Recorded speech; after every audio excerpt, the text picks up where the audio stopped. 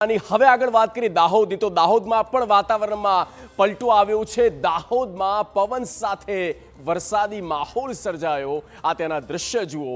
લીમખેડા વિસ્તાર હોય કે સંજેલી હોય, જ્યાં મુશળધાર વરસાદ થયો છે।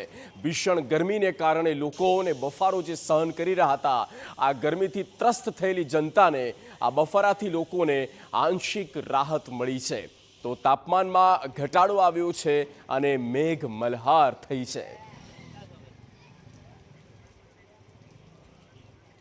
તો બીજી તરફ અરવલ્લીની પણ વાત કરીએ। અરવલ્લીના મોડાસા, શામળાજી સહિતના વિસ્તારમાં હળવો વરસાદ થયો છે। વહેલી સવારથી જિલ્લાના છૂટાછવાયા વિસ્તારમાં વરસાદી માહોલ જામ્યો છે। મોડાસાના વાંસેરા કંપા પંથકમાં વહેલી સવારે હળવું ઝાપટું વરસ્યું અને કાળઝાળ ગરમીથી લોકોને રાહત મળી છે। ગરમીથી હાશકારો અનુભવાયો છે। વાંસેરા કંપા પંથકમાં વહેલી સવારે આ વાતાવરણ બદલાયું। તો મહીસાગર જિલ્લામાં પણ વાદળછાયું વાતાવરણ આવ્યું અને વરસાદી ઝાપટું પડ્યું। કાળા ડિબાંગ વાદળો અને પવન સાથે વરસાદી માહોલ જામ્યો। લુણાવાડા, ખાનપુર, કડાણા, સંતરામપુરમાં ધીમી ધારે વરસાદ થયો છે। વીરપુર, બાલાસિનોર સહિતના ગ્રામ્ય પંથકમાં પણ વરસાદ થયો છે।